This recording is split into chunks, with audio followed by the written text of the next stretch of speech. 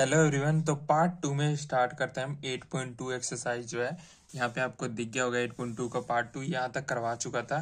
ठीक है, मैं कुछ बता रहा था इस चैप्टर में। ये √3 को मल्टीप्लाई √3 से करेंगे तो सेम नंबर होगा ना, तो रूट कैंसिल हो जाता है और 3 आ जाता है। और √3 का स्क्वायर होगा ना, तो स्क्वायर से रूट कट जाता है और 3 आंसर होता है। ठीक है, तो ये दोनों केस याद रखना, इस चैप्टर में बहुत काम आएंगे। ठीक है, कुछ चीजें क्लियर नहीं होती वो बता। ये क्वेश्चन ना काफी लोग ना स्किप करते हैं, ये थर्ड पार्ट ये वेरी इंपॉर्टेंट है और कितनी बार एग्जाम में आया हुआ क्वेश्चन है। ठीक है, तो इसको ना मेन पता है इसको क्या करते हैं लोग, इसको स्किप कर देते हैं जबकि इसमें बहुत सारा कॉन्सेप्ट और बहुत सारी चीजें आपकी मैथ की क्लियर हो जाती है अगर ये क्वेश्चन सॉल्व कर लेते हो तो। और इसमें बहुत कैलकुलेशन है। सिंपल क्या, ये क्वेश्चन बोल रखा है cos 45 डिग्री की वैल्यू जो है आप इसमें से देख के लिख दो। कहा गया ये cos है 45 डिग्री पे 1/√2 है। ठीक है, cos sec 30 डिग्री पे क्या होगा और cosec 30 डिग्री पे, तो देखो 1/√2 हो गया। cos 45 की sec का कितना होगा 2√3 और cosec 30 पे कितना है 2 वैल्यू। ठीक है, 2 के नीचे कुछ नहीं है तो 1 लगा दिया। ठीक है, अब इसे सोल्यूशन करना है। ये दो यहाँ चले गए। देखो इस ये क्या है, भिंज और भिन्न घटा है ना, तो यहाँ पे कुछ नहीं, इन दोनों का एलसीएम लेंगे √3 आएगा। ठीक है, और √3 को √3 से करेंगे 1 बार में आएगा, 2 का 2 रह जाएगा, प्लस में यहाँ √3/2 आ जाएगा। पता है ना, क्योंकि यहाँ कुछ नहीं है, 1 को √3 से करेंगे √3 बचा और √3 को 2 से मल्टीप्लाई करेंगे तो 2√3 हो गया। ठीक है, क्योंकि रूट नहीं है तो वो दोनों उतर जाता है। ठीक है, और नीचे एलसीएम √3 का रह गया। ठीक है, अब इसको क्या है, यहाँ 1/√2 ये ऊपर जाएगा तो नीचे वाली चीज ऊपर से मल्टीप्लाई होगा और ऊपर वाली चीज इसके नीचे से मल्टीप्लाई होगी। समझ में आ रही है ये चीजें, तो ये वही चीज हुआ है। ठीक है, नीचे वाली चीज ऊपर वाले से होगी, 1 से होगी तो √3 बचा और नीचे वाली चीज इससे होगी। ठीक है, तो ये चीज ऐसी आ जाएगी एज इट इज, ये चीज यहाँ पे आ गई। ठीक है, देख रहे हो √2 है बाहर आ गया और ये दोनों ब्रैकेट में हो गया, ये दोनों मल्टीप्लाई में है ना, प्लस माइनस में नहीं है, तो ये इसके साथ हो गया इसके साथ, वही चीज यहाँ हुई है। देखो होगी। अब देखो क्या है, √3 2√3 भाई ये हो गया, √3 हो गया। इसके बाद क्या है, ये जो चीज है ना उसको ऐसे लिख दी। इन दोनों में से ना क्या कॉमन है, देखो ध्यान से, इसमें से 2 कॉमन कर लिया तो 2 यहाँ से हट गया तो यहाँ 1 बचेगा, 1 बचा, और प्लस में यहाँ से 2 गया तो यहाँ पे √3 बचेगा। उल्टा 2 1 कम 2 और 2√3 आ जाएगा ना मल्टीप्लाई, यानी करने के बाद वही आ जाना चाहिए। वही चीज यहाँ हुई है। समझ में आ रहा है, चीजें क्लियर हो रही है ना।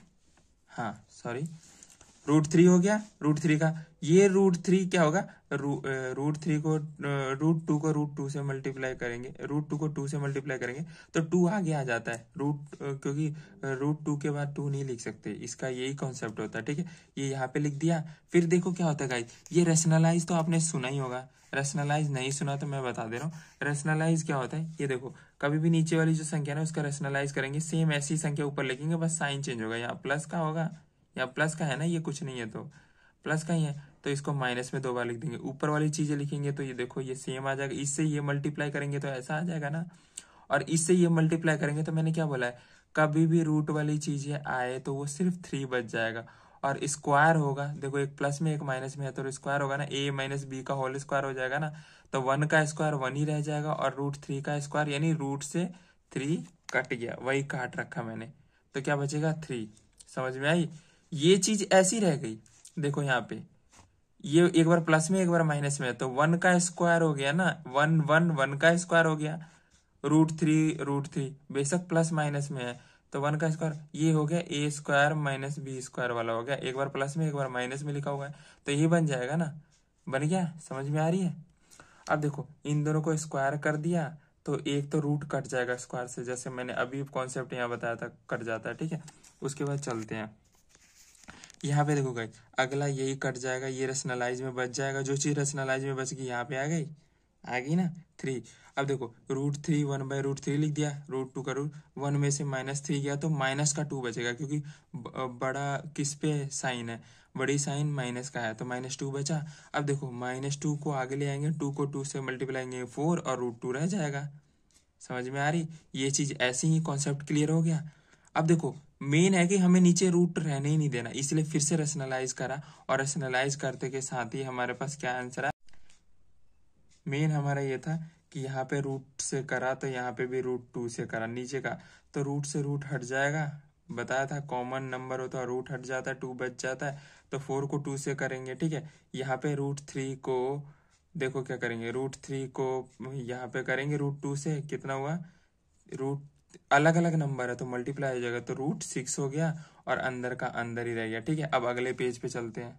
तो अगले पेज पे आ चुके हैं गाइस। मैंने बताया था ना √6 यही बच जाता है लास्ट में, नहीं तो पीछे रिवर्स करके वीडियो देख लेना। ठीक है, √6 को 1 से मल्टीप्लाई करेंगे, √6 आ गया, √6 को 3 से करेंगे, सेम नंबर हो जब तक रूट कैंसिल हो जाता है, लेकिन 6 मल्टीप्लाई थ्रू 3 18 हो गया, और अपॉन में -8, 4 दूनी 8 और माइनस का साइन रहेगा ही। ठीक है, अब देखो 6 को कैसे लिख सकते हैं, 2√3, ये पूरे पे है। ठीक है, ये पूरे पे है। ठीक है, वैसे ही 18 को तोड़ के कैसे लिखते हैं, 9√2। ठीक है, मतलब ऐसे। ठीक है, उसके बाद देखो ये रूट दोनों पे है, इसका मतलब अलग अलग भी तो लिख सकते हैं, √2 इंटू √3 है, मल्टीप्लाई में ही है ना, लिख दिया। 9 और 2 को भी ऐसे लिख दिया, -8 लिख दिया। ठीक है, अब देखो गाइज यहाँ पे ये चीज को हमने लिख दिया। अब देखो यहाँ 9 है ना रूट, 9 का रूट क्या होता है, 3, तो 3 लिख दिया। बोला जाता है 9 का रूट क्या होता है, 9 तो एक प्रॉपर वो है ना, रूट है। 25 का 25 रूट रूट 25 नहीं लिख सकते, उसको 5 ही लिख सकते हैं, तो वही चीज है। 9 का क्या होगा, 3, तो √2/8। ठीक है, इन दोनों में ऊपर भी माइनस हमने क्या लिया, कॉमन। माइनस कॉमन लेंगे तो जहां प्लस है वो माइनस आ जाएगा, और जहां माइनस है वहां प्लस आ जाएगा। देखो हो गया ना, 3 दूनी 6 हो गया, और ये रूट का रूट रह गया, यहाँ प्लस साइन था तो माइनस कॉमन लिया तो यहाँ माइनस हो जाएगा, प्लस हो जाएगा, माइनस कॉमन लेंगे तो माइनस की जगह प्लस हो जाएगा, और नीचे माइनस से माइनस गया, ये आपका आंसर हो गया। 3√2 आगे लिख दिया और माइनस का 6 पीछे लिख दिया, और 8।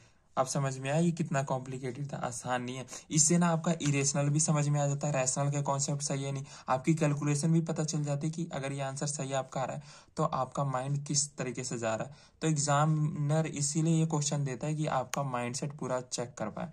ये थर्ड पार्ट है पहले क्वेश्चन का, और कितना कॉम्प्लिकेटेड था। ठीक है, लेकिन इंपॉर्टेंट भी है, कर लेना ध्यान से।